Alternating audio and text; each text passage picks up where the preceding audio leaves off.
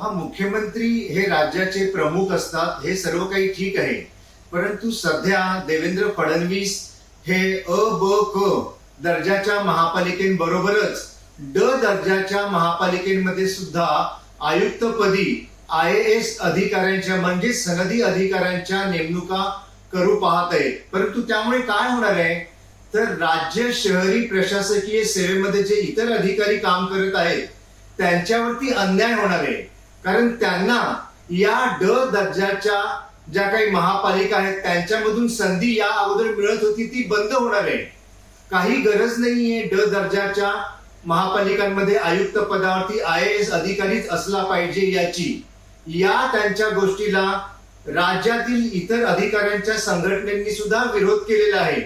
आता हा जो काही अधिकार आहे हा आदरणीय उपमुख्यमंत्री एकनाथ शिंदेजी यांच्या मंत्रालयाचा आहे. तिथे सुद्धा जर हस्तक्षेप होत असतील तर मग महायुती म्हणून कुठे काही आलं ना. महायुतीमध्ये तिन्ही पक्षांना समान अधिकार असले पाहिजे. तिन्ही पक्षांच्या प्रमुखांशी चर्चा झाली पाहिजे. तिथे कोणताही अंमल हा थोपला गेला नाही पाहिजे.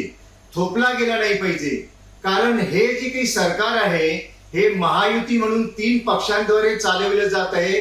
भाजपा, शिवसेना आणि राष्ट्रवादी काँग्रेस, अजित पवार या तिघांमार्फत. हे कुणीही एका पक्षाचं 100% सरकार नाही हे संबंधितांनी लक्षात ठेवलं पाहिजे आणि वाद कसे टाळता येतील हे टाळले पाहिजेत. उगीच दुसऱ्यांच्या विभागांमध्ये हस्तक्षेप वारंवार करणं हे योग्य नाही.